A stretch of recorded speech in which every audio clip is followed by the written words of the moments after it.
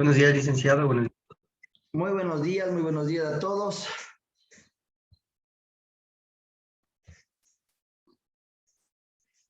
Vamos a comenzar con la clase de hoy dando un repasito a lo último que vimos.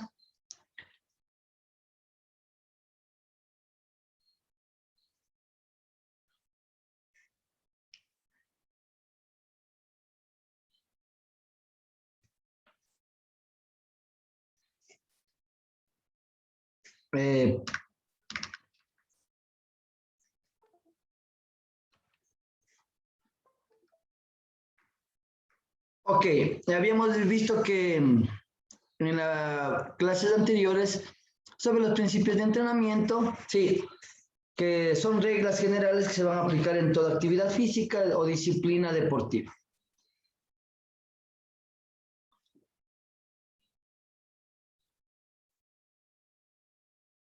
Veíamos que algunos de los metodólogos, ¿sí? Clasificaban de diferente manera los principios, ¿sí? Unos relacionados con el estímulo, ¿sí? Otros relacionados con los sistemas a los que se dirige el estímulo y otros relacionados con la respuesta a dichos estímulos.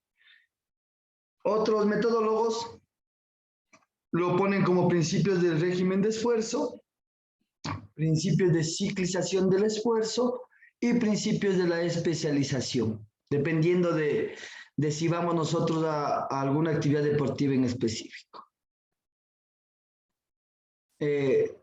Otro metodólogo los clasifican como los que inician la adaptación, los que garantizan la adaptación y los que ejercen control específico de la adaptación.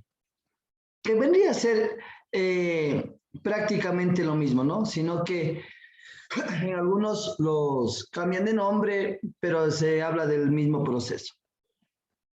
Navarro lo pone como principios biológicos y principios pedagógicos, como de una forma más global, ¿no? Como principios biológicos, los cambios que se suceden a nivel fisiológico y los principios pedagógicos de cómo se realiza o cómo se enseña esa actividad. Principios de la adaptación, ya habíamos visto que para que haya adaptación tiene que ir desde lo menos complejo a lo más complejo, o del peso más ligero al peso más pesado, por decirlo así, y que siempre debe haber una recuperación y buscar el punto de volver a ejercitar el cuerpo para que vaya siempre habiendo una adaptación. La adaptación se va generalmente a realizar con el aumento de la carga, ¿no? No hay una adaptación lineal, sino un aumento de la carga. También veíamos que dentro del principio de la adaptación teníamos tres fases, ¿no? Excitación o choque, cuando se comienza esta actividad o rutina, en donde el cuerpo generalmente siente esas agujetas y baja un poco el rendimiento. Luego la resistencia o la adaptación, cuando ya esas agujetas han desaparecido y comenzamos a subir nuestro rendimiento. Y la fatiga o cansancio, cuando se descansa demasiado, se entrena demasiado, ¿no? Siempre debe haber un descanso prolongado y volver a retomar el ejercicio. Un descanso muy prolongado va a bajar también el rendimiento. Veíamos que también dentro de este sistema de adaptación teníamos estímulos débiles, estímulos medios y estímulos fuertes y estímulos muy fuertes. El estímulo débil no generaba ninguna adaptación. El estímulo medio, sí, lograban excitar los órganos, pero sin llegar tampoco a una adaptación. El estímulo fuerte, que es ya el de las cargas, ese sí nos iba a dar los principios de adaptación que necesitamos, y los estímulos muy fuertes, en la mayoría de casos, nos van a generar lesiones. También decíamos principios de la participación activa, donde el deportista debe estar activamente incluido en la planificación, sí, y charlar con el deportista para ver cuáles son sus experiencias y poder ir adaptando ese entrenamiento a cada persona por individual. Principio del desarrollo multilateral. Sí, habíamos hablado de las capacidades no lineales, sino generalmente tanto en actividades, ejercicios cíclicos como acíclicos, se necesita realizar estas actividades o principios de multilateralidad. ¿Listo? Para trabajar de una forma holística todas las capacidades físicas. El principio de la especificidad, ¿sí? Basado generalmente siempre en las actividades deportivas, ¿sí? Dirigidas a una actividad y los ejercicios adaptados a esa actividad para una mejor realización y una mejor adaptación y un mejor progreso del deportista. Aquí veíamos que decía que el ejercicio para el deporte se lo debe hacer al que se practica y la aplicación del ejercicio especial para la educación de las capacidades biomotoras.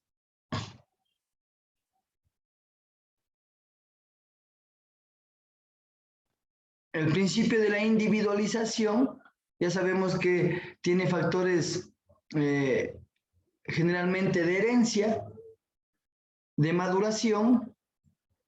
Sí, los organismos madurados pueden utilizar de mayor forma la carga de entrenamiento, lo cual nos conviene para lo que no conviene para los atletas jóvenes, sí, que están utilizando su fuerza para el desarrollo.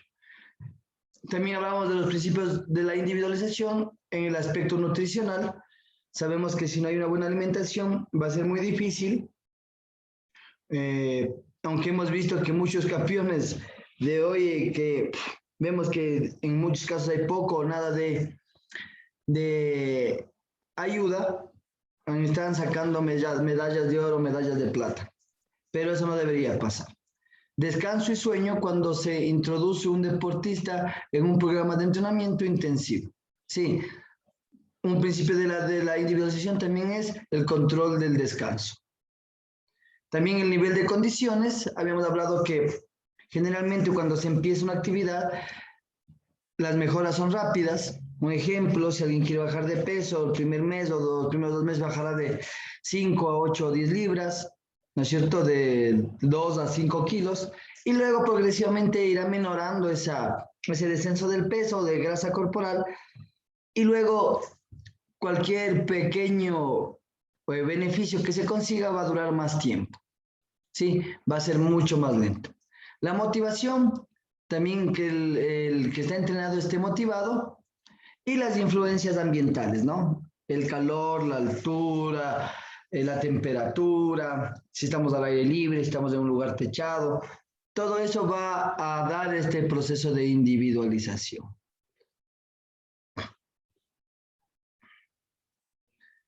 Para tener, nos dice también Harry, un metodólogo, que para poder tener un buen sistema de individualización también se necesita recurrir a la parte científica, ¿no? Hacer exámenes, análisis, los que en mayor cantidad se los pueda realizar.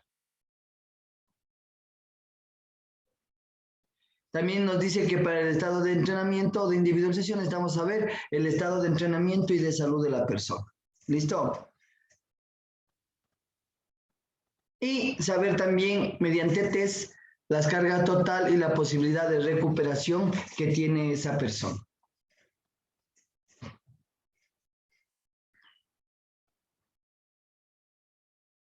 También tenemos que ver el tipo de constitución y características del sistema nervioso y las diferencias específicas del sexo, ¿sí?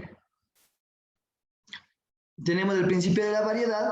Hablábamos de que se debe realizar una actividad no monótona en los entrenamientos ni con la misma carga, pero siempre tratando de que no sea un cambio muy rápido, ¿no? Entre 1 o 2 meses el entrenamiento para ir variando tanto el peso como la rutina.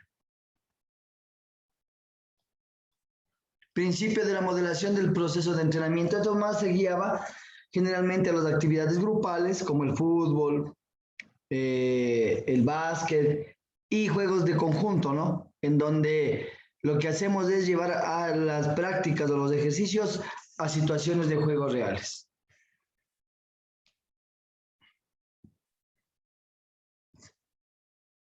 Entonces aquí veíamos que tenía que tener mucha relación entre la parte técnica individual, la parte técnica grupal, la táctica individual, la táctica individual, grupal, y relacionar todos estos modelos, tanto a nivel individual como grupal, de los deportistas.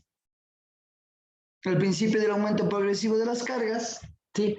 Comenzar con un peso ligero, ir aumentando como vaya avanzando el entrenamiento, sí, siempre de forma progresiva, no de forma brusca para que haya una buena adaptación. El principio de la unidad entre la preparación general y la preparación específica.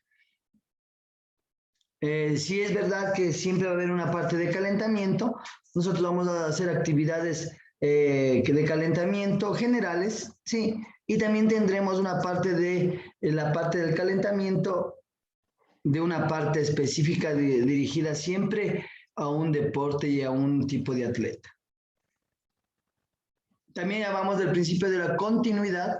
Este principio quiere decir que yo debo tener un progreso continuo, una actividad ordenada, una actividad programada para que de pronto en la parte fitness, mi aspecto físico, sí, mi aspecto estético se mantenga, como también en la parte deportiva el rendimiento. Entonces, no podemos hacer como en muchos casos pasa, ¿no? Que baja de peso, ha bajado 10, 5 libras y como ya se siente satisfecha ya no va al gimnasio, ya bajé de peso. Pero no sabemos que mientras no haya continuidad no va a haber un progreso duradero. Lo que se obtiene rápido se va a perder rápido. Entonces, mientras más demore esa adaptación, sí, vamos a ir teniendo una mejor mantención de lo que podamos tener. ¿Sí? Y también evitar el proceso de lesiones, como en este caso que hemos parado un año o más de un año en las actividades deportivas, y generalmente se están dando lesiones por esa falta de actividad o falta de progresión de la actividad. Principios de las variaciones ondulatorias de las cargas. Sí, habíamos hablado de que, por ejemplo, si hacemos una actividad de musculación, podemos hacer una actividad de unas 3 semanas de musculación, ir subiendo las cargas progresivamente y a la 4ª semana bajar un poco el peso, la intensidad, subir el volumen para dar un pequeño descanso de recuperación al cuerpo para la 5ª semana comenzar nuevamente con una actividad con mayor intensidad. Entonces, de eso se trataba un poquito esto de los principios de ondulatorias de las cargas. Entonces, siempre se va a manejar en la planificación, ya la vamos a ir viendo, este tipo de cargas ondulatorias para generar una mayor recuperación y una mejor supercompensación en lo que es el entrenamiento.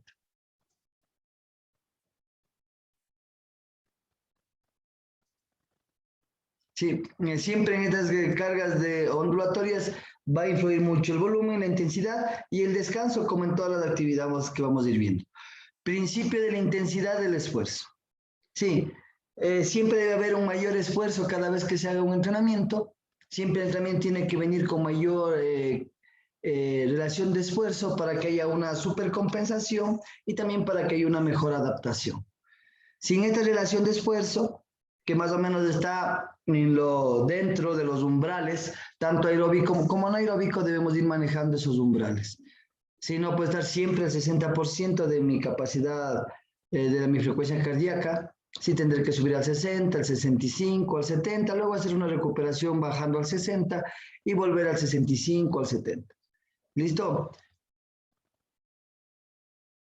Principio de la sobrecarga.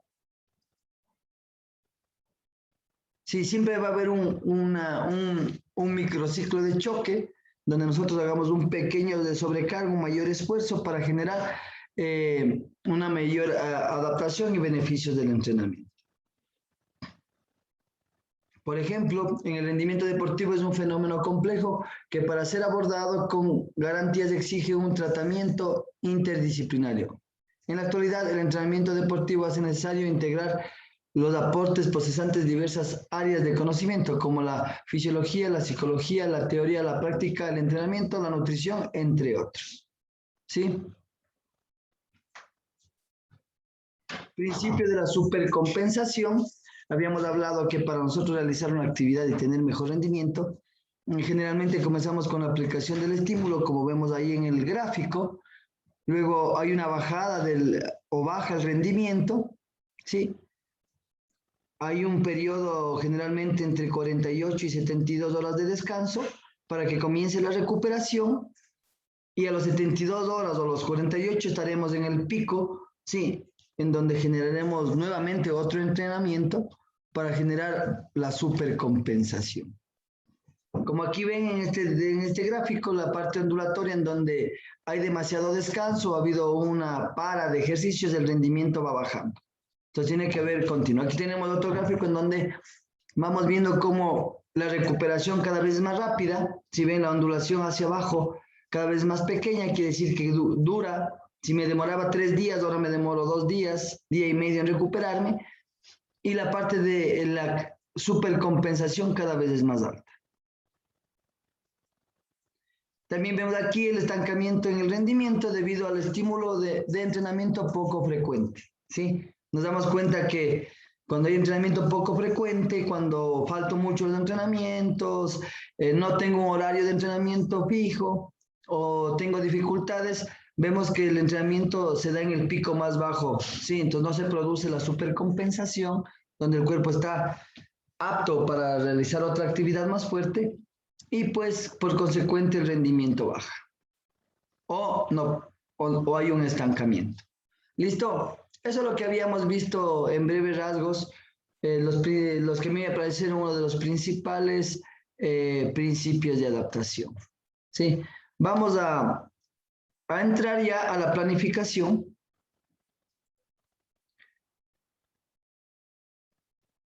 Ahora sí vamos a entrar a la planificación, así que vamos a observar.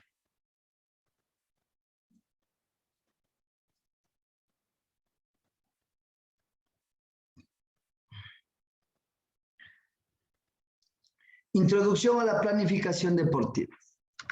Sí, primero vamos a ver lo que conlleva la preparación de los atletas, en donde vamos otra vez a retomar un poquito todo lo que hemos visto para ir concatenándolo o ya irlo uniendo a nuestra planificación. El aprovechamiento de todos los conjuntos de medio que aseguran el logro y la elevación de la predisposición para alcanzar resultados deportivos. Primero, hay preparación física, general especial, preparación técnica, preparación táctica, preparación psicológica, preparación teórica. Las direcciones del entrenamiento son los aspectos direccionales de la preparación del deportista, que van a señalar no solo el contenido del entrenamiento que deberá recibir un deportista, sino además relacionado en sus determinadas categorías básicas del entrenamiento, carga y métodos, ¿no es cierto?, que se van a realizar. ¿Quién me puede decir qué diferencia hay entre preparación técnica y preparación táctica?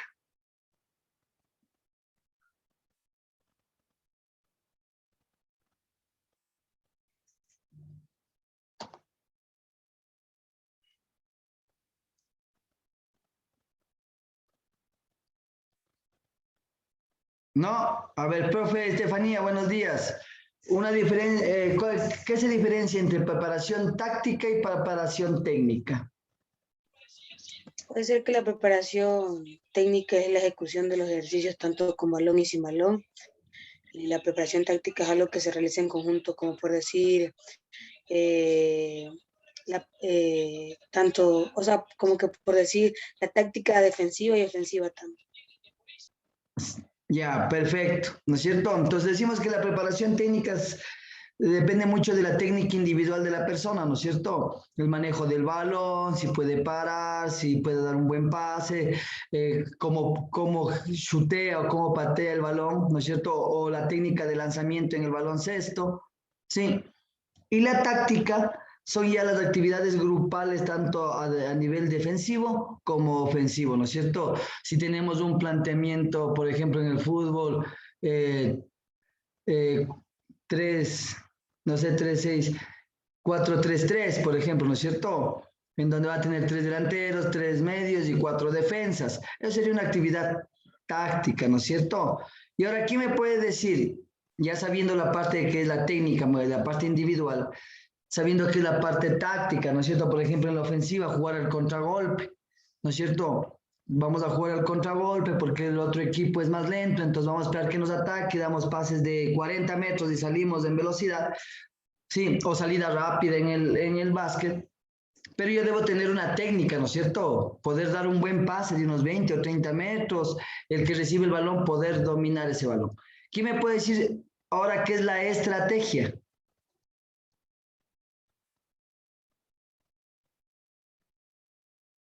A ver, veamos, profe Sonia Ferrín, buenos días. ¿En dónde entraría la estrategia? Ya hablamos un poquito de la Buenos técnica días. y de la táctica. La estrategia es, o sea, cómo nosotros nos vamos a hacer un ataque al rival las cosas que vamos a utilizar para que se nos dé eso. Correcto, profe. Entonces, ¿qué hablaríamos nosotros, no es cierto?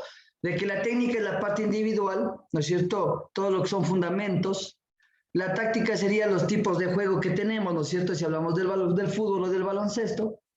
Y la táctica, ¿cuándo? La estrategia, ¿cuándo lo vamos a utilizar? ¿No es cierto? No se juega igual con un equipo que con otro, ¿no es cierto? Siempre se cambia de posiciones a los jugadores, se cambia el tipo de juego, si es que el otro equipo es más fuerte o si el otro equipo es más rápido. Entonces, de eso va a depender nuestra parte de la estrategia, ¿no? Entonces, eso va a ser parte de la preparación de nuestros deportistas. Componentes de la carga del entrenamiento, ya habíamos visto, ¿no? Volumen, intensidad, densidad, duración del estímulo y la frecuencia.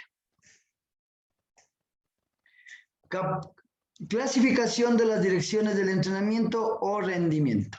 Direcciones determinantes del entrenamiento y direcciones condicionantes del entrenamiento. Vamos a seguir haciendo un poco de preguntas. A ver, vamos a ver, profe Juan, buenos días. ¿A qué se relacionará con las direcciones determinantes del entrenamiento? Direcciones determinantes. O sea, el proceso, el proceso a seguir, o sea, el proceso rígido que se necesita para un entrenamiento. Sí, más o menos desde eso. Vamos a ver, profe Eric Alviar, ¿a qué nos referiremos con direcciones determinantes del entrenamiento o del rendimiento? Porque aquí ahí dice DDR. Direcciones determinantes del rendimiento.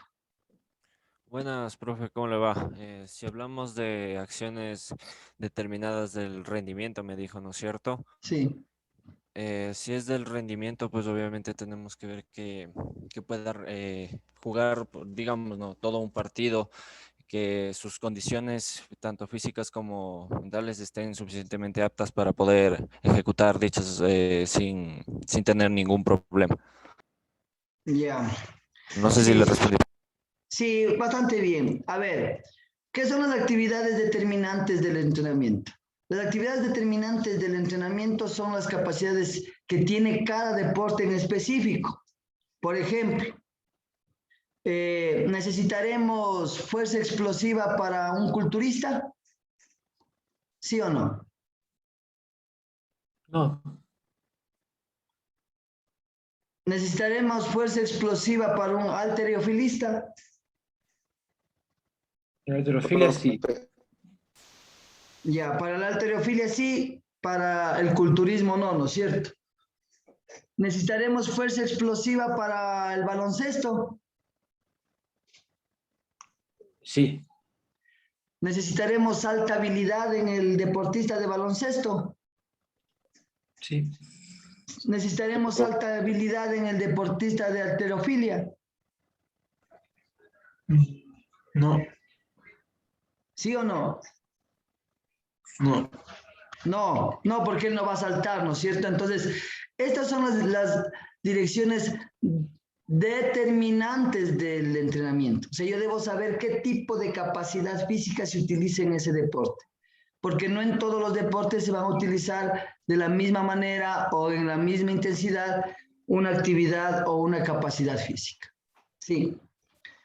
Ahora, ¿quién me puede decir qué significará la dirección condicionantes del entrenamiento?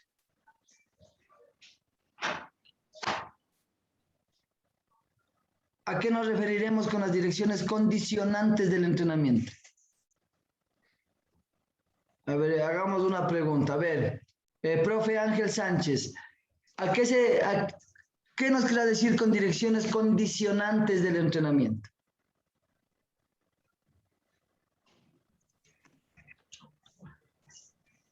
Buenos días, licenciado. Buenos días con todos. Yo creo que es como el deporte de básquetbol, las habilidades que tiene cada deportista para poder realizarlo. También formas de entrenamiento que ellos realizan para ser más fuertes en los saltos. Entonces, ambas con la técnica y todo lo que nosotros realizamos en ese deporte nos va a ayudar a ser mejores. Gracias, profe, muy amable. Entonces, ¿qué nos dice? Mire, dice, constituyen los contenidos necesarios que condicionan la efectividad de las preparaciones determinantes del rendimiento. Las condicionantes son las que preparan para realizar una actividad determinante. Si, por ejemplo, en las condicionantes de condición tenemos la velocidad, la agilidad, la fuerza explosiva, ¿sí? Tenemos la flexibilidad, resistencia aeróbica y resistencia anaeróbica láctica. ¿Cuáles son las determinantes? Resistencia de la velocidad. Entonces, si yo trabajo velocidad, voy a poder, dependiendo del entrenamiento, trabajar resistencia a la velocidad, ¿no es cierto? Si yo bajo resistencia de la fuerza explosiva, sí, yo voy a tener que trabajar fuerza explosiva, ¿no es cierto? Hay veces que el entrenador, en algunos casos, no ha trabajado velocidad como velocidad y quieren que sus jugadores tengan resistencia a la velocidad. Yo debo saber cuáles son las características determinantes y condicionantes de ese deporte, porque cada deporte va a tener sus características determinantes y condicionantes para yo poder trabajarlas. Técnico-tácticas, para que alguien sea más coordinado tiene que ser más flexible, ¿no es cierto? Sabemos que a mayor flexibilidad, mayor coordinación. Entonces, si yo quiero que alguien sea más técnico, yo trataré la flexibilidad, ¿sí? Entonces, la resistencia anaeróbica lactácida, velocidad de reacción. Si yo quiero que alguien sea explosivo, sí, pero que tenga varias actividades de explosividad y resista, yo tendré que trabajar esta resistencia anaerobia lactácida, sí, para trabajar la velocidad de reacción. Entonces,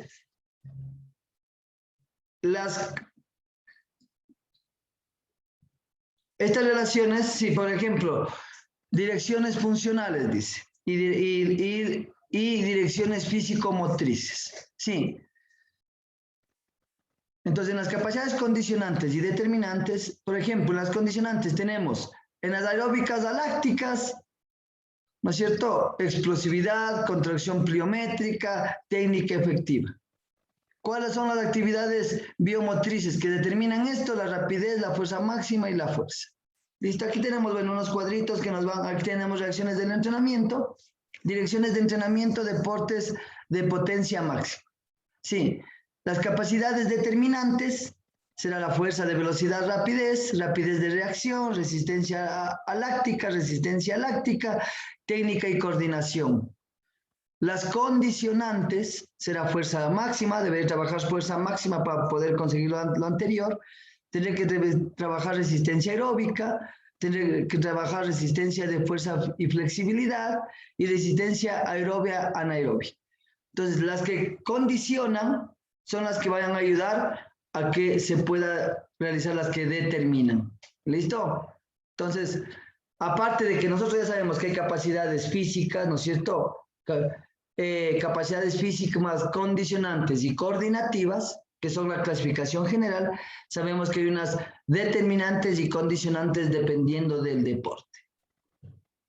El control de las direcciones determinantes de rendimiento y las condicionantes de rendimiento en cada mesoestructura del plan nos permitirá ir aproximándonos a los porcientos reales de las proporciones para cada tipo de dirección. Aquí tenemos un poquito, sí, sobre las zonas de entrenamiento. También tenemos que saber, son la división de las áreas de trabajo según la intensidad de este, las cuales están dadas, en este caso, por nuestra frecuencia cardíaca.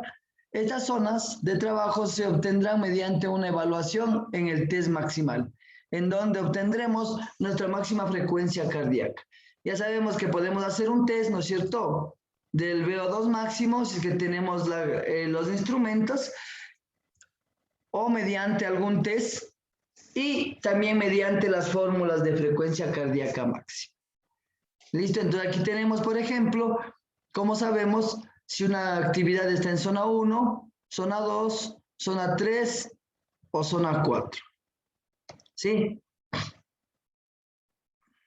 Aquí tenemos, por ejemplo, también este cuadro donde nos dice que zona 1, recuperación activa aeróbica, regenerativa aeróbica. Sí, en reposo y máximo 113 pulsaciones, dice en el ciclismo, dice en la carrera y en la natación, ¿no? Vamos a ver en la carrera, dice 127 sería una zona 1 como de activación o de recuperación. Resistencia aeróbica o aeróbico ligero, sí, estaríamos en zona 2 o R2, que significaría estar de 127 pulsaciones a 145 pulsaciones si estamos trotando o corriendo. Zona 3, sí, aeróbico medio. Zona 3 baja o zona 3 alta, dice. Listo, de 145 a 154 pulsaciones por minuto. Y zona 3 alta de 154 a 163 pulsaciones por minuto. En el R4 estaríamos en el umbral aeróbico intenso, de 163 a 162, 82 pulsaciones por minuto. Consumo máximo de oxígeno o potencia aeróbica de 182 a 190 pulsaciones. Capacidad de potencia aeróbica láctica de 190 a 195, capacidad de potencia anaeróbica láctica 195, el mínimo. Y al máximo sería de 200, ¿no? Pero ahí dice mínimo 195. Entonces, estas son las zonas en donde uno puede ir registrando, dependiendo de la frecuencia cardíaca que vaya a trabajar dentro de su planificación. También tenemos las zonas no de frecuencia cardíaca, sino de umbrales. Sí, si yo trabajo al 60%, umbral 1, si trabajo al 70%, umbral 2, si trabajo al 75%, zona 3, si trabajo al 80%, zona 4, si trabajo al 5, al 84, zona 5A, zona 5B al 90%, sí, y velocidad aeróbica máxima, sí, sería zona 5 y luego lo demás ya viene capacidad anaeróbica láctica y capacidad anaeróbica aláctica. ¿Sí? Esto hablando de porcentajes de trabajo, ¿no? No frecuencia cardíaca. Profe, una pregunta. Dígame, profe. ¿Qué representaban esos números? Hoy decía 60% y el BAM. ¿Qué es el BAM? O sea, es el umbral que uno puede conseguir. ¿Listo? Por ejemplo, puede ser el 60% en la parte aeróbica, ¿sí? O el 60% en la parte anaeróbica. Lo que, más que fijarnos en la nomenclatura, lo que debemos fijarnos es en el porcentaje. Saber nosotros en qué umbral estoy. Por ejemplo, profe Estefanía, al 75%, ¿en qué umbral estoy?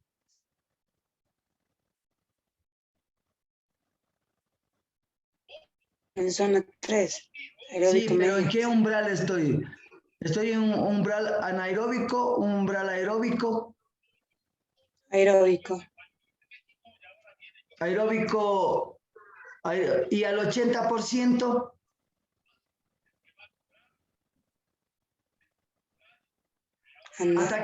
¿Hasta qué porcentaje iría el umbral aeróbico? como para quemar grasa. Por ejemplo, usted quiere que su muchacho está con sobrepeso, es un jugador de fútbol, es delantero y se ha engordado. ¿Qué quiero hacer yo? ¿Cómo hago que el muchacho baje de peso? ¿Hasta qué porcentaje de la frecuencia cardíaca quiero que él trabaje? Al 80. ¿Al 80? Ahí dice. Ahí dice aeróbico intenso. Ojo. O sea, quiere decir que está llegando a ser anaeróbico. Recuerden que para yo bajar de peso, yo debo tener una actividad baja o media. Sí. Para yo poder bajar de grasa corporal, yo tengo que tener una actividad baja o media. Si es alta o intensa, ya comienza a entrar en la parte anaeróbica. Entonces ya no va a quemar grasa. Sí, se va a comer sus músculos. Entonces, por eso yo digo, aunque aquí diga aeróbico, yo debo saber hasta dónde yo voy a trabajar mi actividad. Si yo quiero trabajar musculación, quiero que hipertrofie, profe Melkin, ¿hasta qué porcentaje voy a trabajar? ¿Hasta qué zona?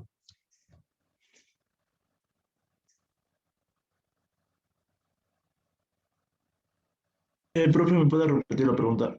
Si yo quiero muscular, hacer hipertrofia, ¿hasta qué zona voy a trabajar? Aquí dice aeróbico todo, ¿no? Pero ¿hasta qué porcentaje voy a trabajar?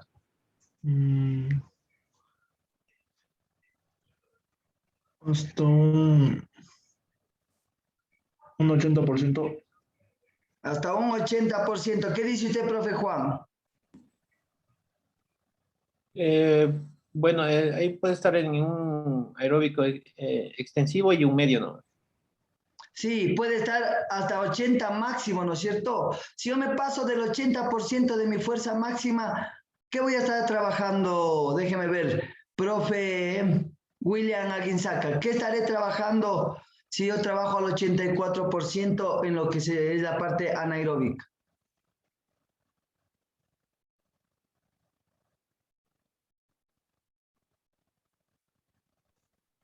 Muy bien. Este porcentaje, bueno, ya estoy empezando a hipertrofiar. No. A ver, Sería fuerza absoluta. fuerza máxima, ¿no es cierto? Yo comienzo a trabajar mi fuerza máxima. Bueno, no fuerza absoluta, submaximal, pero lo que yo estaría trabajando en sí es fuerza. Pasado del 80%, 84, 90% de mi fuerza máxima, yo estaría trabajando lo que sería fuerza, ¿no es cierto? Entonces, ¿para qué las zonas? ¿Y para qué los porcentajes? Para yo saber qué es lo que voy a trabajar con mi entrenado, ¿no es cierto? Yo debo poner en mi planificación en qué zona estoy del entrenamiento. ¿Le parecería que yo comience en los principios de mi actividad con zona 5? ¿Con qué debería comenzar? Diga, profe Juan, diga, si quiere responder, responda, no hay problema. Para comenzar, Ajá. desde la zona 1. Desde la zona 1, ¿no es cierto? Entonces yo debo saber, haciendo un test, sí, un pequeño test, saber en qué estado está mi entrenado y comenzaré en la zona 1, ¿no es cierto? Al 60% para que haya una adaptación. ¿Por qué más, profe Estefanía, comenzaría en la zona 1? ¿Por qué principio yo podría, en qué principio de entrenamiento me basaría yo para comenzar la zona 1? O sea, primero tendría que ver cómo está mi deportista, Ya. que todo depende también de la evaluación, de los test. Ya, pero ¿con qué principio comenzaría usted? Ya sabe en qué estado está su deportista, ¿en qué principio se basa? Aparte del Adaptación. ya, ¿y cuál más? ¿Cuál más podría o se utilizaría ahí? Para yo saber que voy primero 60, luego 70, luego 75, luego 80, luego 84, y no me salto del 60 al 80, por ejemplo. Diga, profe Juan. De progresión. Correcto, ¿no es cierto? Yo me basaría en el principio de la progresión de las cargas. Sí, porque a veces por el por la angustia de querer ganar un partido, por la angustia de ya llegar a un deportista al máximo, el entrenador se salta del 60 al 80 y comienza, ¿habrá una progresión de las cargas? No, de pronto gana el campeonato y termina fundido en el entrenador. ¿Listo? En cualquier actividad que sea. Pues yo les digo que, aparte de, porque las nomenclaturas a veces nos cambian, son nomenclaturas europeas, nomenclaturas americanas, sí, y se trata de lo mismo, como les decía, en el nombre de los principios, hay un montón de principios, pero se tratan de los mismos. Sí, les cambian un poco el nombre en algunos casos, ¿no es cierto? Como decía ahí, de especialización o especificidad. Sabemos que de especialización es hacia un deporte, o de especificidad, igual, el mismo nombre, o la misma actividad con diferente nombre. Pero lo que yo quiero que ustedes se vayan dando cuenta es sobre el porcentaje en donde ustedes van a encontrarse. ¿Cuáles son los umbrales? Umbral aeróbico, umbral anaeróbico, umbral anaeróbico láctico, umbral anaeróbico aláctico. ¿No es cierto? ¿Y qué quiere usted conseguir en ese momento? ¿Usted quiere hacer actividades aeróbicas, anaeróbicas lácticas? ¿Usted quiere hacer anaeróbicas alácticas? Por ejemplo, profe Estefanía, una actividad anaeróbica aláctica.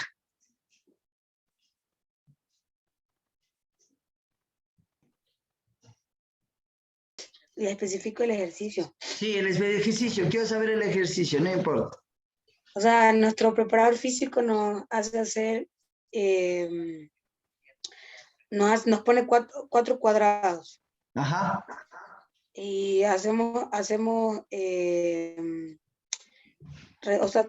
trabajamos el reducido, 3 minutos, y de ahí salimos, corremos como que toda la vuelta de los cuadrados, 50, 90, 50, 90.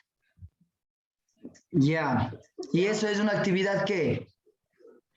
¿Anaeróbica láctica o anaeróbica aláctica? Láctica, porque aláctica es cuando hay mucha retención de, no sé si es líquido o algo así. Ya, a ver, la actividad anaeróbica láctica es cuando pasa de los 20 segundos. Si usted se demoró más de 20 segundos en la actividad, o de 12 segundos, es anaeróbica láctica, comienza a producir ácido láctico. Pero si el ejercicio es demasiado corto, le dice a usted, Estefanía, haga con los conos elevación de rodillas y corre 10 metros, pare. ¿Cuánto se demoró eso? 6 segundos. Allá, eso es una actividad anaeróbica láctica, porque demoró menos de 12 segundos. Entonces, hace piques, un pique, el siguiente, otro pique, el siguiente, hasta que le toque otra vez a usted. Entonces, y con descansos, esas son actividades anaeróbicas alácticas. Por eso digo, nosotros para hacer una planificación debo plantearme bien, ¿en qué porcentaje estoy? ¿Sí? ¿Cómo son los ejercicios? Definir los ejercicios cuando son lácticos, alácticos, ¿sí? Y una vez definido en qué porcentaje estoy y cuáles son los ejercicios, usted ya tiene su planificación el 80% hecho, porque ya sabe qué va a hacer. Sí, pero si yo confundí y en vez de trabajar la parte aláctica, hice láctica. Y yo quería que la persona esa sea veloz, corra 100 metros planos, porque es una actividad anaeróbica láctica. Y hice actividades de resistencia a la velocidad. El velocista no va a estar corriendo y bajando a cada rato, pero el futbolista sí, o el de básquet sí, ¿no es cierto? Sube, regresa, sube, regresa. Entonces queremos resistencia a la velocidad, que haga 3, 4, 5 piques a la vez, mientras que el velocista va a hacer un solo pique, ¿sí o no? Ven, 9 segundos, se acabó. Hasta ahí tiene su oportunidad. Entonces, ¿para qué el porcentaje o para qué las zonas? Para nosotros ponerlos en la planificación. ¿Qué zona voy a trabajar? Si igual así vaya muscular, ¿no? Porque si ustedes se dan cuenta, la parte de aeróbica o anaeróbica están casi en los mismos umbrales, ¿sí o no? Si me paso del 80%, ya se vuelve anaeróbico, ¿sí o no? Si paso del 90%, se vuelve láctico o aláctico. Y en la resistencia igual, si hago actividades aeróbicas, 60. Si paso de eso, actividades cardiovasculares anaeróbicas, ¿no es cierto? Ya, entonces, el objetivo es ese, ¿no? También puedo saber mediante las pulsaciones, como estamos viendo aquí, zonas de entrenamiento, ¿no es cierto? ¿Cuáles son las zonas de entrenamiento? Ya.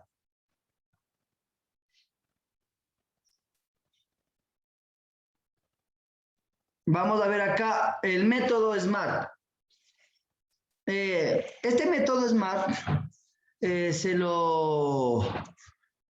muy útil para establecer metas, ¿no? Su definición es el acrónimo de las palabras en inglés. Sí. Specific, mesurable.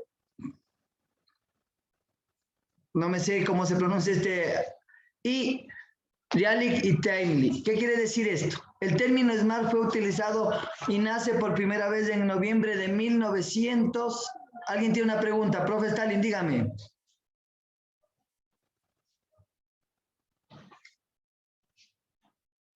Profe Stalin Flores, ¿desea preguntar?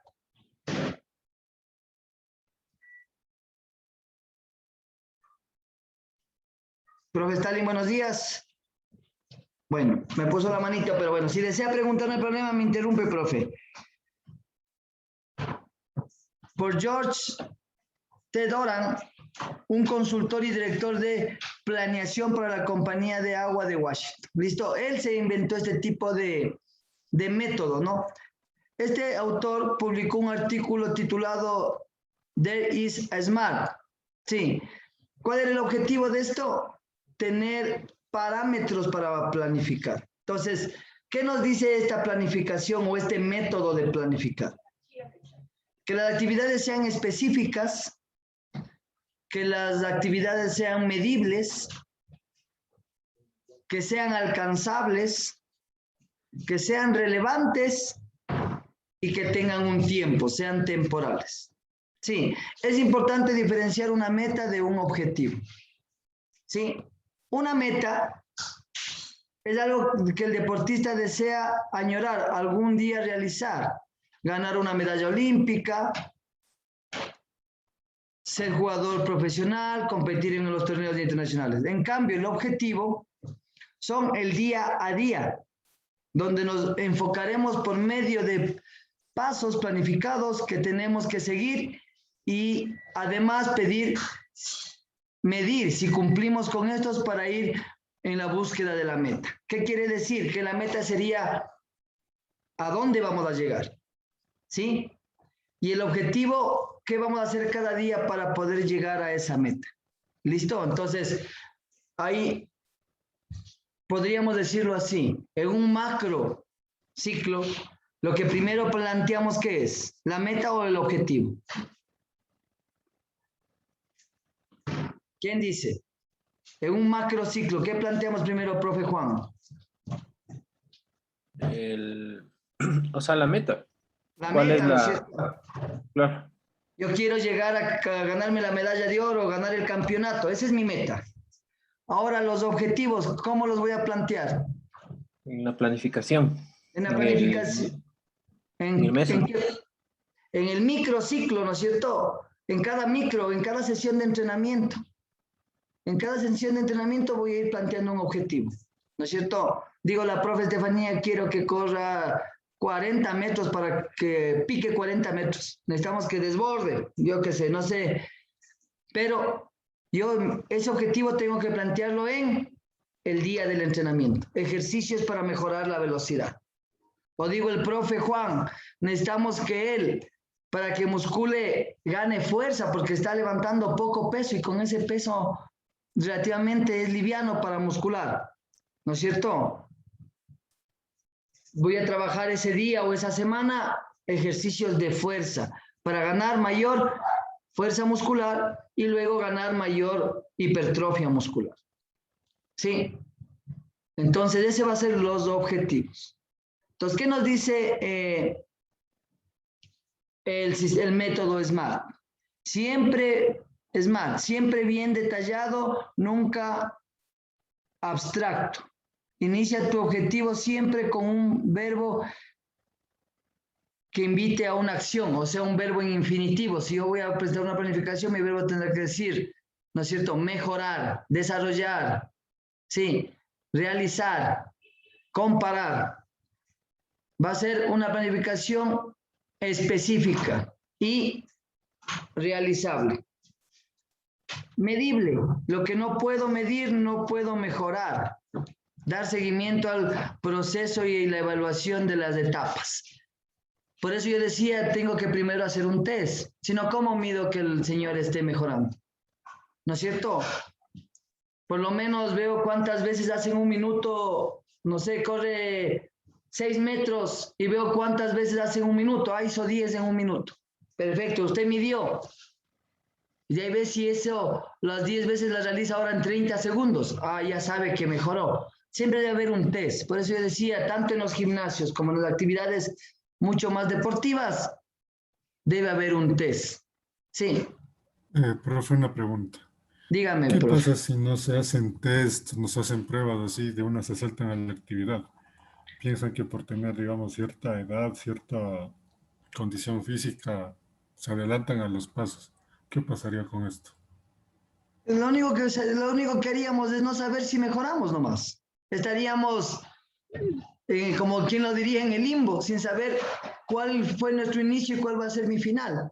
De pronto estamos hasta decayendo la actividad. O no estamos mejorando, simplemente nos estancamos. ¿Para qué tratar de que todo sea medible para pues, llevar una forma cuántica, ¿no es cierto? Hice 10 libras más, subí 20 libras más, ya hago 10 flexiones de pecho más, ya hago en un minuto ya no 20 abdominales, sino 40. Tiene que ser medible, aunque sea de una forma, no con un test exacto, pero cualquier test que usted haga, ¿no es cierto? Si yo hago un test de flexibilidad y el señor tiene menos 10 centímetros, o sea, le faltan 10 centímetros para tocarse la punta del pie, y a los 3, 4 meses tiene más 2, pasa por 2 centímetros la punta del pie, eso es medible y ha mejorado. Entonces, las personas que no quieren hacer test es porque no saben para qué sirve el test o porque simplemente no les gusta entrenar de una forma ordenada, pero no vamos a saber en realidad cuál es la mejora. De pronto mejoró algo, pero de pronto haciendo un test podría planificar no podría. Voy a planificar de mejor manera para que los resultados sean mejores. Y otra pregunta, profe. Con esto que no realiza los test, si le pone una carga excesiva a la persona y le lesiona, ¿qué pasaría con el entrenador? ¿Qué le harían o cuál sería lo que procede? O sea, si yo estoy a cargo de alguien, ¿no es cierto? Y me produce una lesión, el señor tendrá que pagarme la lesión. Porque yo estoy pagando en un lugar para que me entrene. Sí, entonces, ¿cuál es el problema de no hacer un test o no de evaluar un poco? De evaluar por lo menos. De que alguien con un poco más de conocimiento diga, yo me puse en las manos del señor, el señor me dio una rutina y me lesionó. Y quiera demandar para que se le reembolse los daños que le hizo.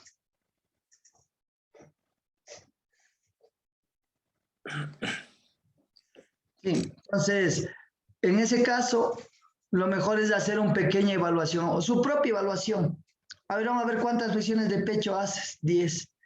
Veamos cuánto avanzas con 20 libritas en cada lado. Hay solo 6, entonces vamos a bajar el peso y va usted haciendo un estimado de su fuerza. Y al mes o mes y medio le hace un test de fuerza. Entonces ya sabe con qué fuerza máxima tiene. 50 libras de fuerza máxima. Entonces vamos a trabajar con el 60%, vamos a trabajar con 30 libras nomás. O con 25 libras de su 100%. Entonces usted sabe que con eso no le va a lastimar.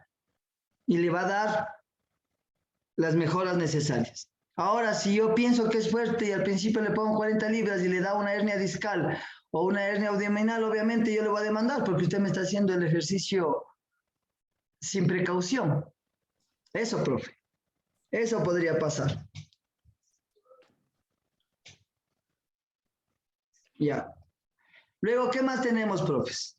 Alcanzable. Sí, saber si tengo los recursos para que pueda pasar estas actividades. La tecnología, el tiempo, sí. La manera en que los objetivos deben ir acorde a tus posibilidades. Sí.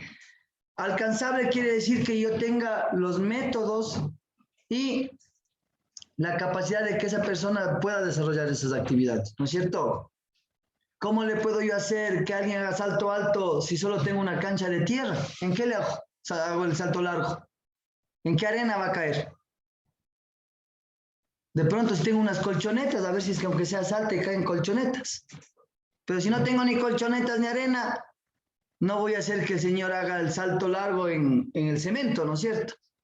Entonces, tienen que ser, por poner un ejemplo un poco fuera de foco, pero todas mis actividades deben ser alcanzables. Si el señor tiene una buena dieta, ¿qué pasa si alguien quiere muscular y no tiene el dinero para comer bien?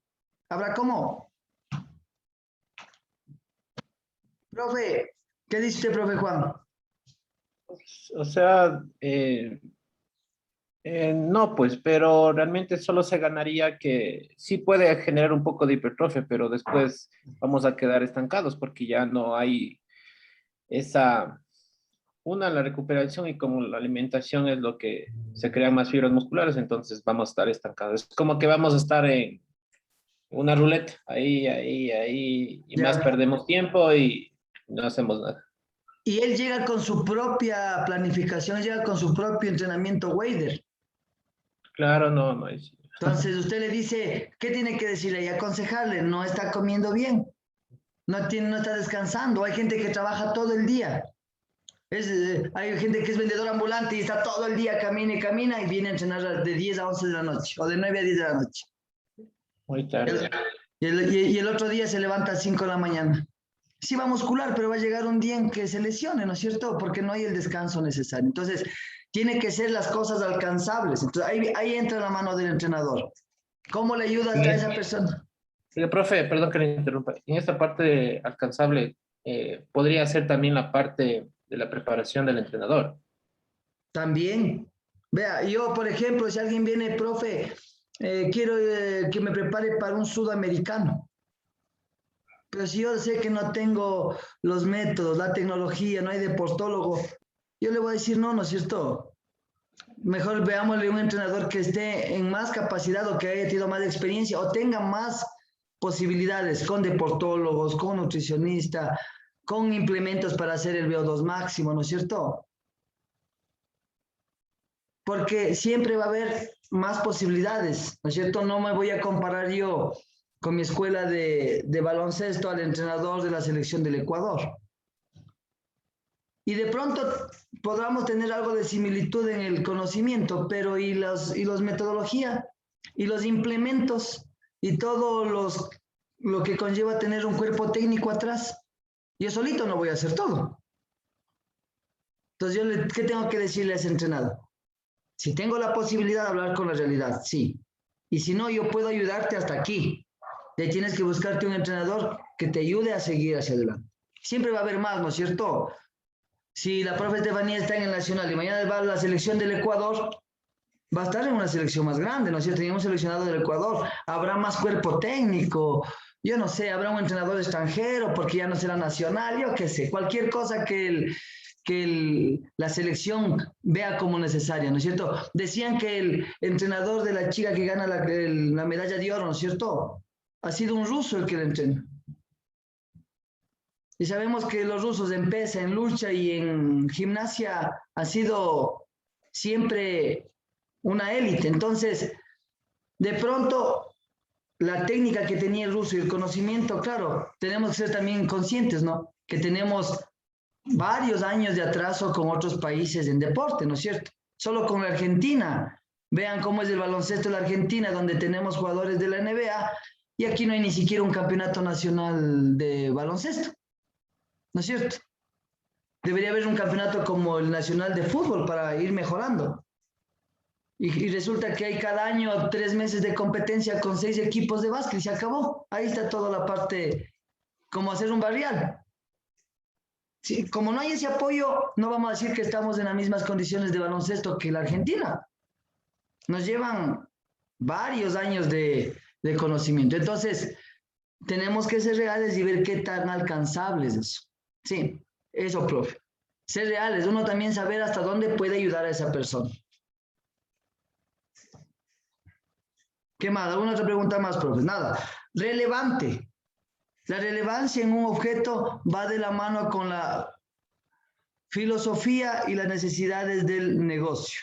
Deben ordenarlo por jerarquía y comenzar por lo más importante.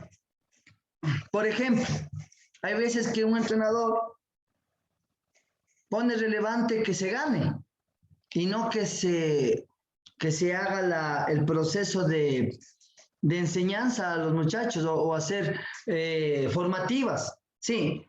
Entonces, por ejemplo, hay profes o hay actividades, por ejemplo, en el baloncesto, en donde tienen una escuela formativa, pero se traen jugadores de otros lados para que refuercen.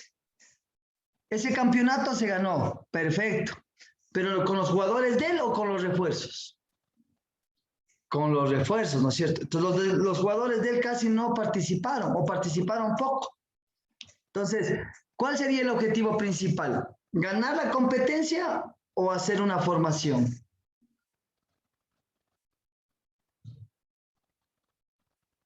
Poniéndolo desde otro punto de vista, antes de que me contesten. Por ejemplo, viene un muchacho recién a entrenar culturismo o musculación. Y hay entrenadores que desde el principio ya, dópate, ponte doping, toma productos. Y en 5 meses le ponen al muchacho así. ¿O sería mejor entrenarle 1, 2, 3, 4 años para que gane madurez muscular?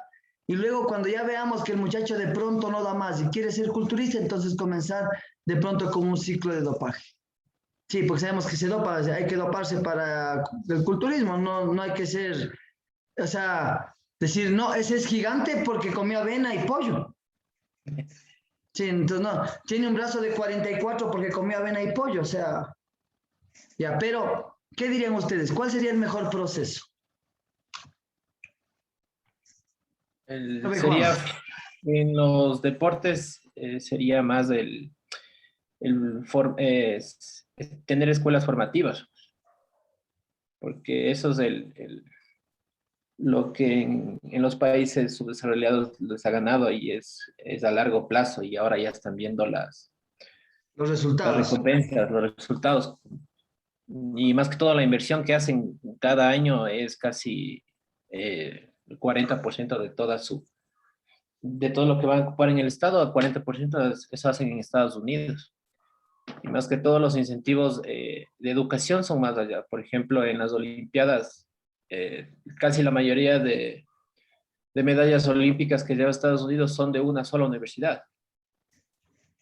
Entonces es por el que en esa universidad les preparan, les incentivan, les dan becas, les mandan al exterior, porque no siempre eso tienen también bueno, que cuando ya llegan los entrenadores a un tope, buscan algo más de conocimiento, ¿no? Y a la final, pues ahí están los resultados. Y en las pesas sería llevarle a los alumnos desde una planificación, o sea, no desde el inicio decirles, saben que y en 5 meses te voy a poner así, porque a la final, eso ¿qué te durará no terminan bien esos que se comienzan a adoptar tan jóvenes.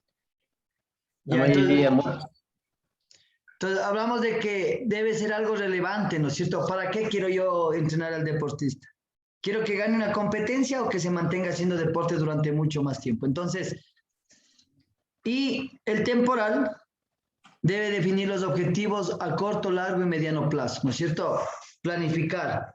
¿A qué tiempo tú vas a hacer? Como yo les digo a veces, profe, ¿cuánto me demorará a mí en bajar de peso? Por lo menos 6 meses para que veas resultados y otros 6 meses para que más o menos ya te pongas estable. O sea, mínimo 1 año de entrenamiento para que tú ya veas una composición corporal estable. Sí, si en 3 meses te mejoraste y te fuiste, otra vez vas a engordar.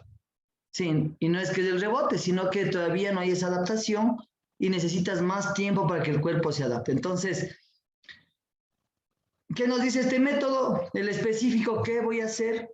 El medible, ¿cuánto voy a hacer? El alcanzable, ¿cómo lo voy a hacer? El relevante, ¿para qué lo voy a hacer? Y el temporal, ¿cuánto tiempo me voy a demorar aplicando este sistema? ¿Listo? Aquí tenemos, miren, el específico, plantearlo de una forma detallada, poniendo las sesiones que queremos tener, de qué manera queremos jugar, puede usarse datos técnicos, tácticos que queremos desarrollar, siempre que sean los más acotado y puntual que podamos ejemplos. ¿Sí? Medible, tenemos que plantear un objetivo que pueda ser medible en términos cuantitativos, sí, y cualitativos, sensaciones que el deportista pueda tener. ¿Listo? Cuantitativos, cuántas series hago, cuánto peso tengo, y cualitativos, cómo se siente, las mejoras que él ha visto en sí mismo. Alcanzable, tenemos que tener en claro con qué recursos técnicos, tácticos, físicos y mentales contamos para la obtención de y planteamos su sea realizable o no. ¿Sí? Realista. La relevancia de cada objetivo es muy importante para poder armar una lista con los objetivos que va a estar primeros para cumplir el ejemplo. Estar entre los 8 primeros clasificados a la Copa, obtener el ascenso para jugar a la B Nacional. ¿Listo? ¿Cuáles son las metas y objetivos que vamos a ir planteando en mi planificación?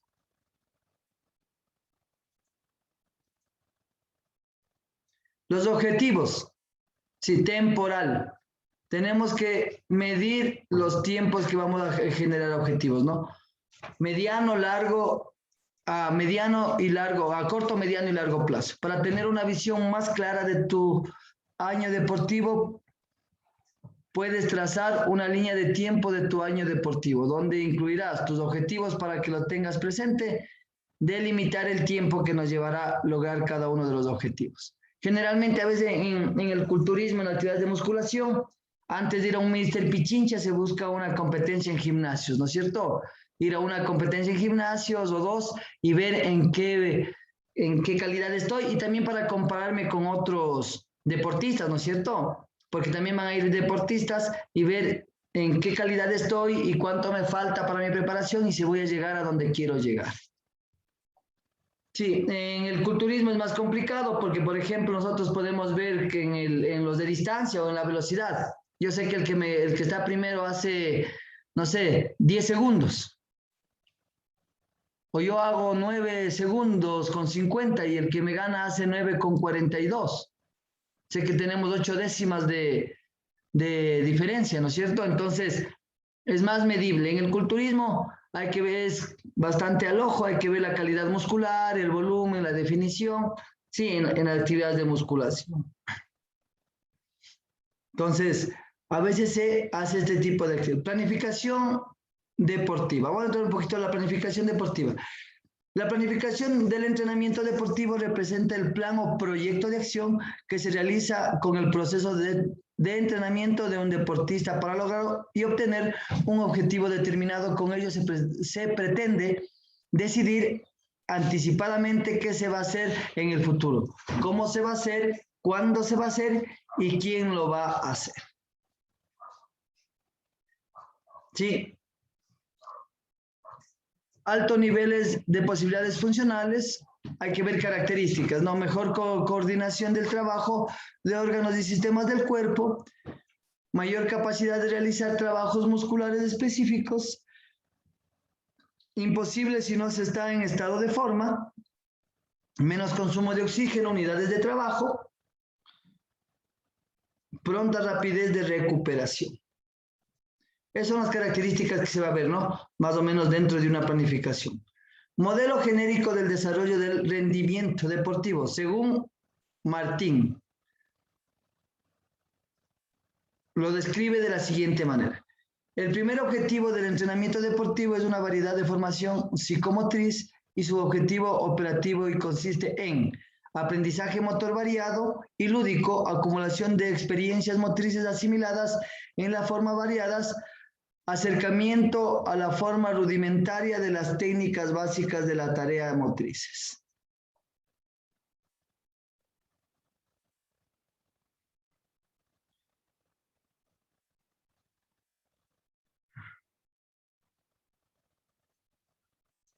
El segundo objetivo del entrenamiento es el inicio de la especialización en el deporte.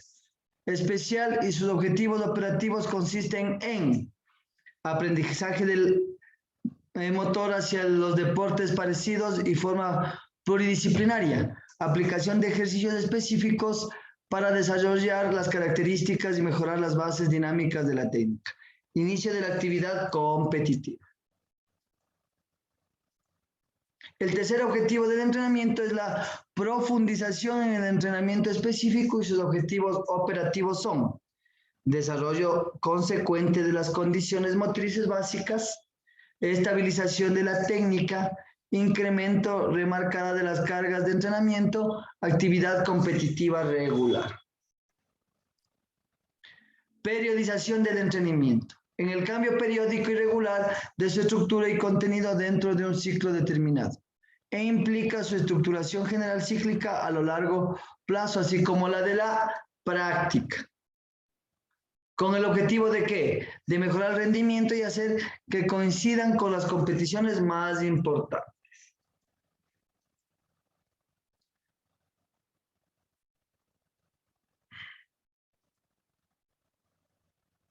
Ya. Barkowski plantea el entrenamiento por bloques para desarrollarlo del sistema de programación, organización y control. Y Surin y Kaverin proponen el método ATR, que no es más que mesociclos de acumulación, transformación y realización. ¿Listo? Armando Forteza La Rosa hace campanas estructurales. Listo. Por ejemplo, entrenamiento de bloques de Berkowski. Por programación se entiende una primera determinación de la estrategia del contenido y de la forma de construir el proceso de entrenamiento. Por organización se entiende la realización práctica del programa teniendo en cuenta las condiciones concretas y las posibilidades reales del deportista. Entonces, por programación se entiende una primera determinación de la estrategia. ¿Qué se va a hacer, no es cierto? ¿A dónde queremos ir?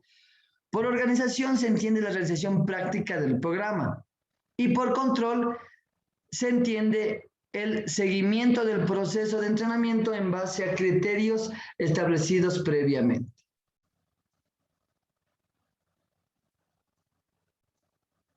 Planificación contemporánea. Sí.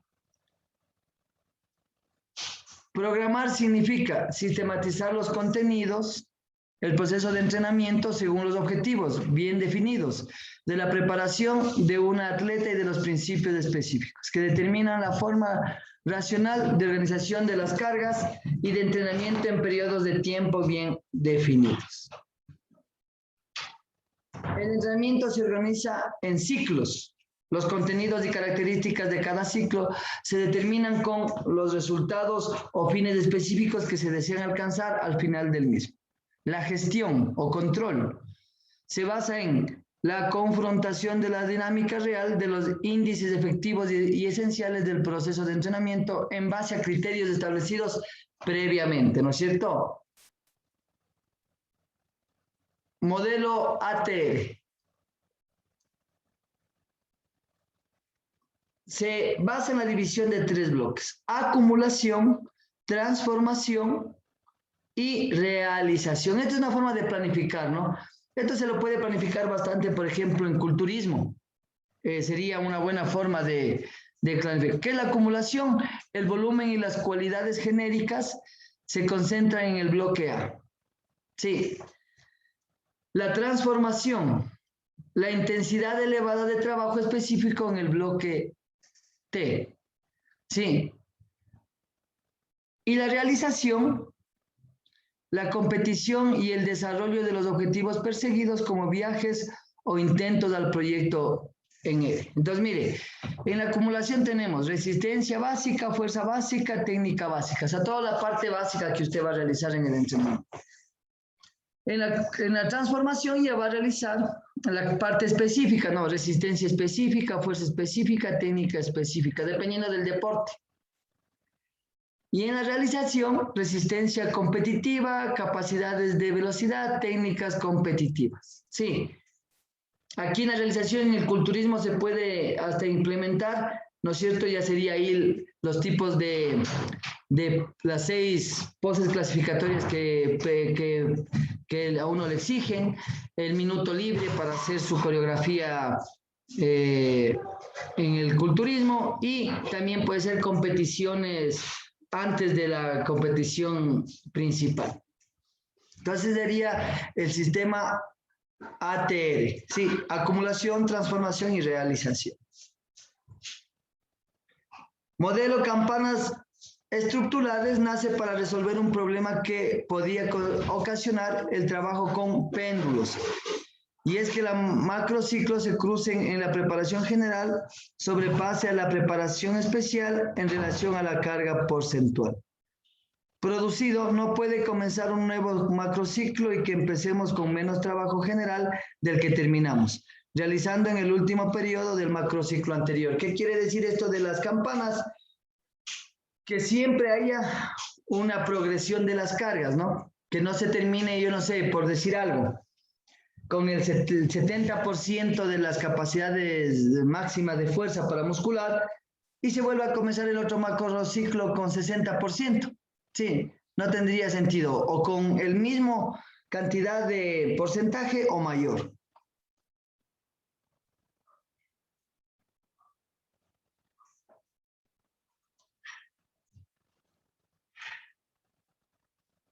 También, ¿de qué trata esto? Trata sobre cómo actuar en el organismo para inducir los cambios necesarios, plantear los aspectos más relevantes sobre la elección de los ejercicios y el método de entrenamiento del diseño de las sesiones y los microciclos. Planificación tradicional. Aquí viene la planificación tradicional, que es la que generalmente se utiliza para la planificación.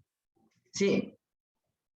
En esta planificación tradicional, sí, de Matveev, como el padre de la planificación moderna del entrenamiento deportivo, populariza su teoría de la periodización anual, dividiéndolo en tres, sí, como son preparatorio, competitivo y transitorio.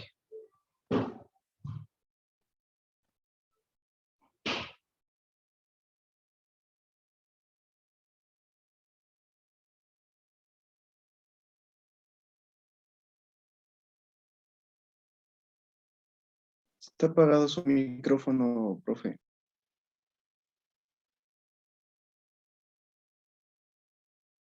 Perdón. Populariza su teoría de la periodización anual en tres fases: preparatorio, competitivo y transitorio, claramente diferenciados en su contenido y orientación, ¿sí? Pretendiendo transferir la teoría del síndrome general de la adaptación, ya habíamos visto, ¿no?, el síndrome general de la adaptación, al proceso de consecución de la forma deportiva a través del desarrollo, la conservación y la pérdida. La planificación debe cumplir y adaptarse a esta etapa: al desarrollo, conservación y pérdida, ¿no? Son las tres etapas que generalmente se producen en el desarrollo de un deportista. División de la temporada en ciclos. Los ciclos de entrenamiento representan una sesión de estructuras que se van repitiendo cada cierto tiempo. Sesiones, microciclos, mesociclos, ¿sí? Cada estructura es la repetición parcial de la anterior, diferenciándose de esta por la modificación parcial de la composición de algunos de los medios y métodos empleados en la ejecución del entrenamiento. Normalmente, de 3 a 4 meses o de 1 a 4 años. ¿Sí? Son las planificaciones. De 3 a 4 meses o de 1 a 4 años en el caso de las Olimpiadas, ¿no? Dependiendo de los objetivos generales que quieren alcanzar y la dificultad de los mismos. Por eso yo les contaba alguna vez que las personas que buscan siempre la mejora física, ¿no?, la estética, son bien mediáticos, quieren las cosas rápidas. Mientras Bolt entrenaba de 1 a 4 años para correr 9 segundos en una Olimpiada, de pronto 3 competencias y nada más, o sea, 27 segundos, las personas ya quieren adelgazar en 1 mes, 2 meses, 3 meses después de que han tenido una ganancia de peso durante 4, 5, 6, 8, 10 años. ¿Listo? Entonces, esto nos va a ayudar a concienciar también a las personas y a hacer las cosas de mejor manera. fases de los macrociclos. El periodo preparatorio, etapa general y etapa específica o etapa preparatoria. Listo, vamos a ver. En el macrociclo, sí, se divide el periodo preparatorio, sí, se subdivide en dos etapas de preparación. Preparación general, donde los atletas desarrollan las capacidades físicas, incrementarán las capacidades de trabajo y lograrán niveles de hipertrofia muscular en la preparación general. En la segunda, en la preparación especial, la etapa de preparación especial se incluye los principales elementos técnicos específicos del deporte, como los ejercicios clásicos y especiales. Sí, y dentro también de esta preparación, ¿no? Entonces tenemos dos, dentro de la parte preparatoria tenemos dos subdivisiones, una general, que será de actividades generales, como para cualquier otro deporte o para todos los deportes, y luego la preparación específica que ya vendrá determinada por cada uno de los deportes. En la etapa general se aplica principios de la multilateralidad, ¿sí? Con el principio de la multilateralidad, y se debe alcanzar las bases de las condiciones físicas como la resistencia aeróbica, con entrenamientos cuantitativos, desarrolla la fuerza general, flexibilidad y velocidad. Se trabaja con mucho volumen y poca intensidad. El ritmo de trabajo es suave, del 60 al 70% de la frecuencia cardíaca. Esta etapa coincide con la adquisición de la forma máxima. Su duración aproximadamente es de 2 meses, ¿sí? En la preparación general. La etapa específica o la preparación específica se busca el mayor desarrollo de las capacidades propias de la especialidad deportiva, que se practique y su perfeccionamiento. Se aplica el principio de la especificidad, el volumen disminuye y aumenta la intensidad al 85% de la frecuencia cardíaca máxima. Se trabaja la resistencia anaeróbica, la fuerza dinámica, la flexibilidad y la velocidad propiamente dicha. Su duración es de 3 meses aproximadamente. Aquí tenemos un cuadrito donde nos va a dar, sí, por ejemplo, el periodo preparatorio y el periodo preparatorio, en donde tenemos fase general y fase específica. Acá hay el periodo competitivo, pero todavía no le hagamos caso a eso. En la parte preparatoria tenemos fase general, fase específica. Mire, aquí en esta idea de macrociclo, en la fase general tiene 5 meses, enero, febrero, marzo, abril, mayo. En la fase específica tiene 2, y hay una parte de descanso que se llama el microciclo transitorio, sí, que sería el mesociclo de transición, que es de 1 mes, sí, pero no es que descansa, ¿no? Ya vamos a ir viendo las diferencias. Aquí viene la preparación física general, dentro de la preparación física, ¿no? Dentro de la etapa general, viene la preparación física general. Se refiere al desarrollo de todas las cualidades físicas como la fuerza, resistencia y velocidad, y la flexibilidad, necesaria para la práctica de cualquier deporte, como así también del desarrollo de todos los grupos musculares y todas las funciones orgánicas, sistemas energéticos y movimientos variados. En la preparación física específica se refiere al desarrollo de las cualidades físicas, grupos musculares, sistemas energéticos, función orgánica, movimientos especiales y adecuaciones del trabajo a las necesidades particulares de una determinada actividad deportiva. Sin una buena preparación física general es casi imposible realizar una preparación física específica eficaz, debido a que esta se basa en los presupuestos físicos establecidos en la preparación física general, ¿sí? Entonces, quiere decir que no hay como saltarnos la preparación física general. Periodos transitorios. En la etapa de tránsito disminuye el volumen y la intensidad, sí, o sea, bajamos un poquito el esfuerzo del entrenamiento. Cada día haciéndose menor, logrando el desestresamiento adecuado de una correcta recuperación hasta comenzar el próximo periodo. Los entrenamientos tienen un carácter de descanso activo, por lo que cambian sus formas de contenido, De esta forma, se evita un posible sobreentrenamiento. La duración es de 1 a 2 meses, ¿sí? De 1 a 2 mesociclos. Se ubica a continuación del periodo competitivo. Periodo de competición. En el periodo en el cual el deportista debe rendir su máximo nivel para poder competir con plenas garantías, bien para poder reducir al 100% en un reto determinado que sea muy especial para nosotros. Por ejemplo, un Ironman, o bien para poder rendir en forma óptima durante toda la temporada de triatlones, por ejemplo. En este periodo competitivo tenemos 2 fases. Fase precompetitiva. Reducimos el volumen de entrenamientos, aumentamos la intensidad, nos preparamos ya para la primera competición de la temporada. Según el caso, esta fase puede durar de 4 a 6 semanas.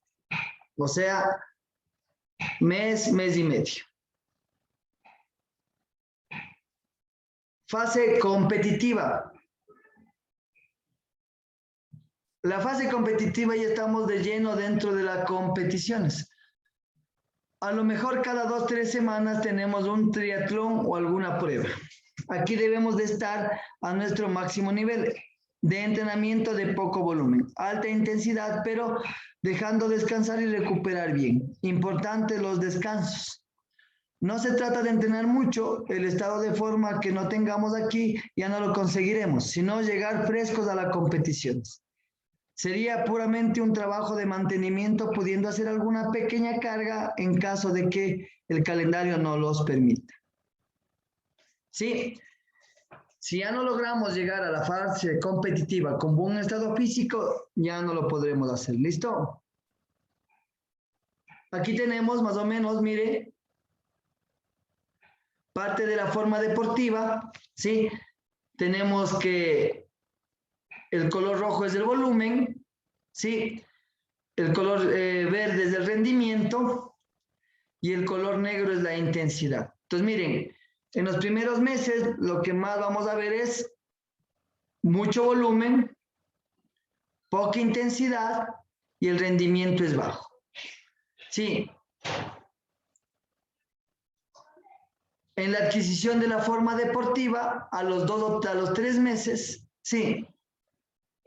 2 meses de preparación general y comenzamos el tercer mes hasta el 5.º mes, sí, la adquisición de forma deportiva, donde el volumen va bajando, pero la intensidad va subiendo, sí, y el rendimiento va subiendo. En el perfeccionamiento de la forma deportiva, vemos que hay una meseta, ¿no es cierto?, o una adaptación al ejercicio, donde el volumen se mantiene más o menos estable, va subiendo el rendimiento. Luego tenemos el mantenimiento de la forma deportiva, ¿sí? En la competitiva, en donde vamos a ir viendo ya la parte más alta de nuestro rendimiento, y de ahí vamos a ver en la parte del transitorio, ¿sí? Que sería, bajamos el volumen, bajamos la intensidad y el rendimiento también va a bajar. Vamos a darle un descanso al cuerpo después de haber hecho un periodo de competición. Vamos a ver, los mesociclos, sí, de entrenamiento se identifican de acuerdo al orden consecutivo y al contenido de los objetivos. Ellos permiten manejar el efecto del entrenamiento acumulativo de cada serie de microciclos según un alto grado de entrenamiento. Por ejemplo, tenemos mesociclo entrante, mesociclo básico, tenemos un básico desarrollador, un básico estabilizador, tenemos un control preparatorio, tenemos un precompetitivo, un competitivo y uno de restablecimiento. Son los mesociclos que van a entrar dentro de nuestros periodos de macrociclo. Entonces, dentro del macrociclo tenemos el entrante, el básico desarrollador y el básico estabilizador dentro del preparatorio, ¿no? Luego tendremos en la parte de la parte competitiva, ¿no es cierto?, el precompetitivo y el competitivo. Y dentro de la fase transitoria tendremos el mesociclo de restablecimiento, ¿sí? Como podemos ver aquí, en los primeros vamos a tener de 2 a 4 microciclos. Son semanas, ¿no? De 2 a 4 microciclos. Microciclos son semanas de entrenamiento. De 4 a 6, dependiendo de lo que vamos a tratar. En el transitorio tenemos de 6 a 8 microciclos. Quiere decir de 6 a 8 semanas, ¿no?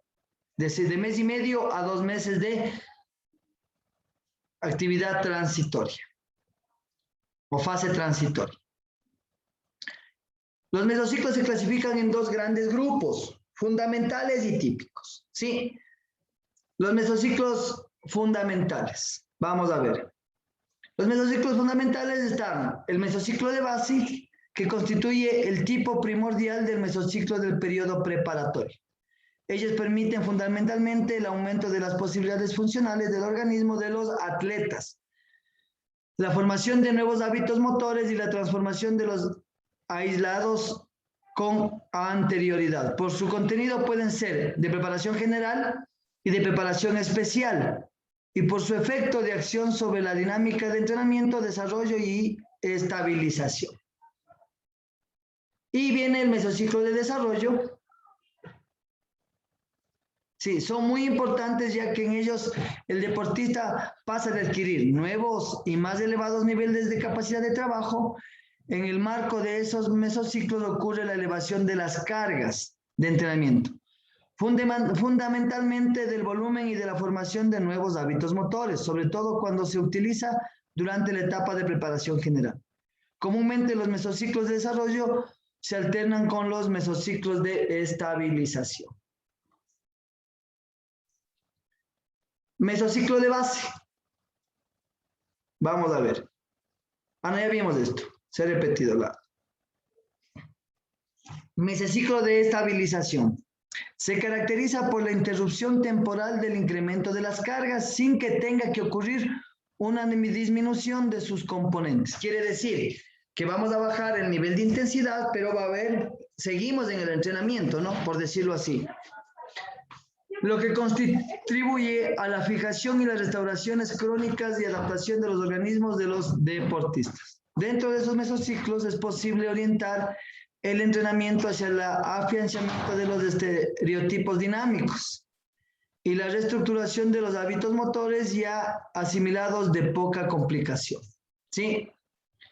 El mesociclo competitivo constituye el tipo fundamental de los ciclos durante el periodo competitivo de acuerdo a la estructura de dichos periodos.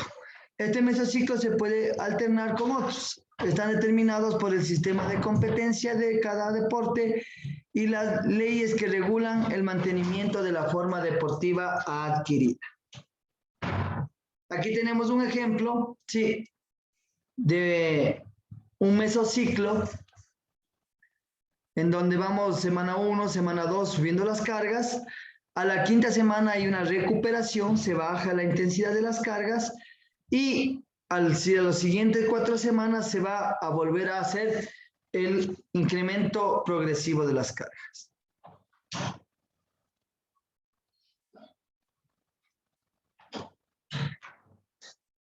Mesociclos típicos. Vamos a ver. Dividen de los 3 microciclos. Se dividen de 3 partes que son, sí, microciclos de entrenamiento, microciclos competitivos y microciclos complementarios. Nos ocuparemos del primer lugar de los mesociclos de introducción o entrante. Por lo general, al iniciar el periodo preparatorio con este tipo de entrenamiento. El mesociclo de control preparatorio, los mesociclos de pulimento. Hay varios tipos de mesociclos, ¿no? Pero nosotros los podemos ir eligiendo e ir aplicándolos según nuestra necesidad. Se utiliza como medio de transición entre las bases y los competitivos, ¿sí? El entrenamiento se conjuga con algunas competencias de carácter preparatorio que subordina el entrenamiento como forma de control y se da preparación para las competencias fundamentales. Ese sería el mesociclo de control, ¿no es cierto? Generalmente en las actividades grupales o de juegos como el fútbol, el baloncesto, donde vamos a tener encuentros amistosos, eso sería un mesociclo de control. Mesociclo de pulimento. Habitualmente se procede en el mesociclo competitivo y aparecen dentro del mismo, periodo competitivo. Este mesociclo se caracteriza porque en él se modelan con la mayor similitud posible las actividades que tendrán los deportistas en el mesociclo competitivo, donde se ubica la competencia fundamental. Para tal efecto se debe asegurar que el trabajo de los deportistas sea en condiciones concretas de competencia, posibilitando con esto que se manifiesten de manera óptima sus oportunidades bajo las particularidades objetivas y subjetivas que puede caracterizar la confrontación venidera. Sí, entonces ya en la competencia, dentro de la competencia, puede haber el macrociclo de pulimento, en donde uno va a ir cambiando ciertos aspectos que se van a dar dentro de la competencia. Bueno, aquí está el preparatorio que ya vimos. Sí, estos los mesociclos recuperatorio y preparatorio tienen semejanza en varios de sus indicadores a los mesociclos de base, pero integran un mayor número de microciclos recuperatorios. Son utilizados con más frecuencia en fases intermedias más o menos prolongadas entre dos competencias fundamentales dentro de un mismo periodo competitivo. También puede ser empleado de la transición de un macrociclo a otro en doble periodización cuando discriminamos por conveniencia el periodo de tránsito. ¿Sí? Los mesociclos de choque intensivo. El mesociclo se caracteriza primordialmente por una brusca elevación del componente de carga. Se utiliza preferentemente al final de la etapa de preparación general, donde generalmente se alcanzan los máximos valores de volumen y se comienza a observar un aumento más acusado de la intensidad que en la primera parte del entrenamiento. Sí, los mesociclos de recuperatorios o mantenimiento se caracterizan por un régimen de entrenamiento menos exigente que de los mesociclos recuperatorios. Se utilizan con frecuencia dentro del periodo de transición, pero puede sustituir lo del mesociclo recuperatorio. ¿Sí? Vamos a ver que ahora los microciclos, ¿no? Ya vimos que hay mesociclos generales, especiales, desarrolladores, de base, ¿sí?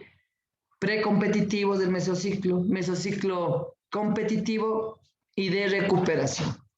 Ahora vamos a ver los microciclos, que en este caso serían las semanas de entrenamiento. Sí. El microciclo de ajuste, gracias a ellos, el deportista puede prepararse para afrontar los entrenamientos que requieren mayor intensidad en fases posteriores. Por lo tanto, puede decirse que es una etapa introductoria de poco nivel de carga. Sí, el microciclo de ajuste. Microciclo de carga, a través de las cargas, mediante el entrenamiento, se intentará desarrollar las capacidades del rendimiento del deportista. ¿Qué es un microciclo de carga? Es una semana en donde vamos a ir haciendo un aumento progresivo de la carga. ¿Listo? Para ir generando mayor adaptación y supercompensación. El microciclo de choque, por medio de este periodo se intenta conseguir que el organismo se adapte a estos procesos. Puede alcanzar incrementando el volumen de carga durante los periodos preparatorios o subiendo la intensidad de la carga durante el periodo competitivo. ¿Listo? Un microciclo de choque quiere decir que voy a hacer un incremento de volumen o un incremento de intensidad dependiendo en qué fase esté o de qué mesociclo esté. Microciclo de aproximación. El trabajo se realiza en este microciclo ya sea en cuanto más enfocado o afrontar la competición, por lo que se usan cargas muy parecidas a las que vaya a tener en esta. O sea, el microciclo de aproximación se utilizará en el mesociclo de precompetitivo. Sí, cuando ya en el mesociclo o en los meses que vamos a ir a la competición se utilizarán estos microciclos de aproximación.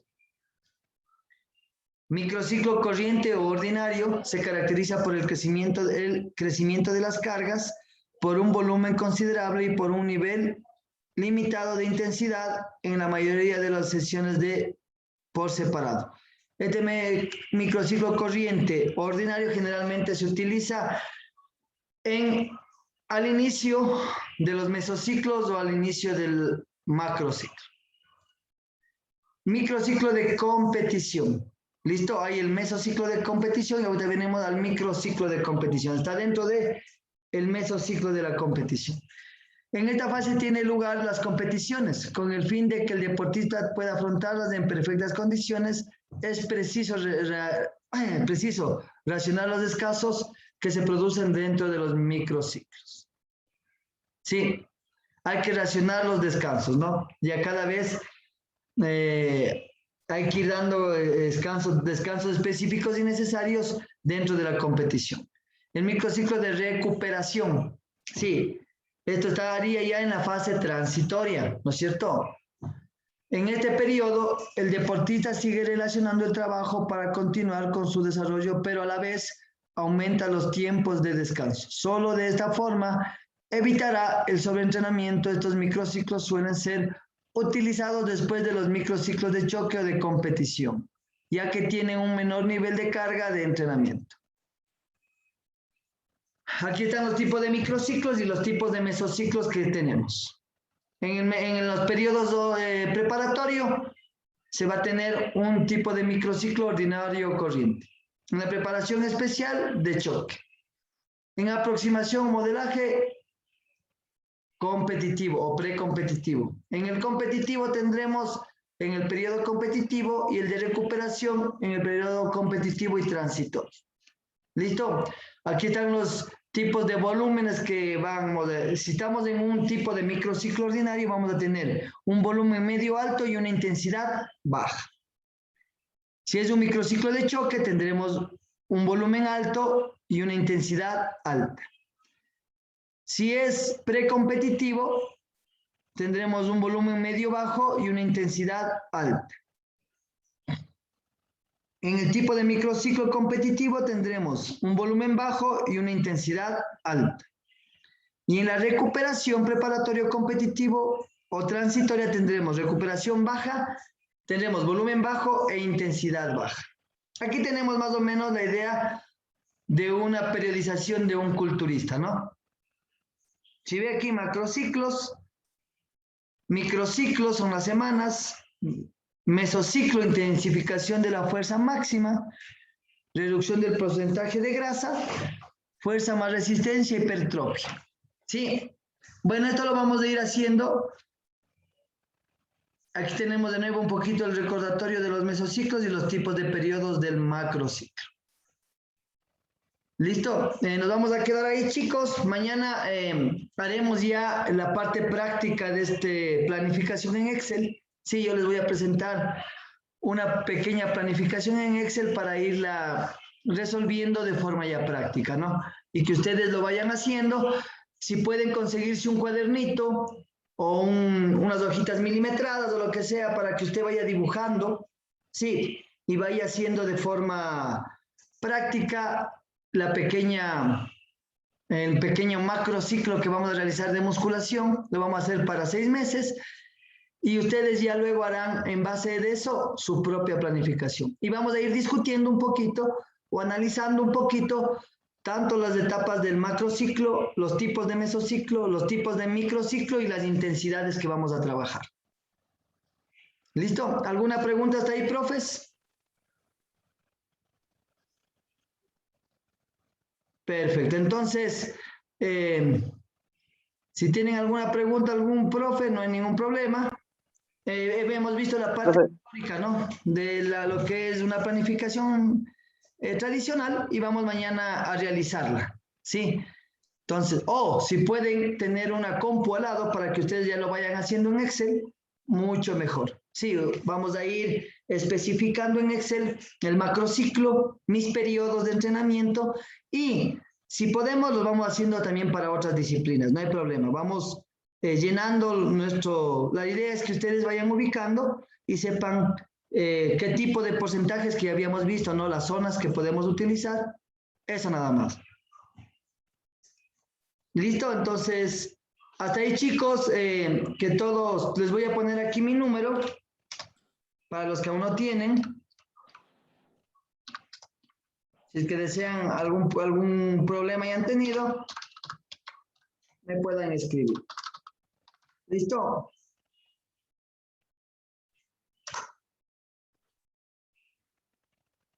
Listo, chicos, hasta ahí. Si no hay ninguna pregunta, nos vemos mañana en la mañana para continuar ya con la parte práctica de la planificación. Profe, una pregunta. Dígame, En la profe. plataforma había un deber de nutrición y culturismo. ¿Eso era de hacerle o no? No, eso lo vamos a hacer en este fin de semana, en esta semana. La parte de la nutrición y culturismo vamos a dar parámetros básicos, ¿no? ¿Cuánto debe comer un culturista de proteínas? ¿Cuánto de carbohidratos? Hay dos tipos de periodo, un periodo de volumen, un periodo de definición, y lo vamos a ir viendo, no muy profundo, pero sí lo básico para que ustedes puedan tener una idea. ¿Listo? Entonces, es O para sea, esta... ese deber no hay que hacerle todavía, entonces. No, cuando acabemos la semana tenemos una semana más para entregar esas tareas. Ya, profe, gracias. No hay Listo, de qué. profe, muchas gracias. Gracias, chicos, una buena Gracias, tarde a profe, que pase todos. bien, hasta luego. Buenas tardes, licenciado. De igual manera, chicos, una buena tarde a todos. Gracias.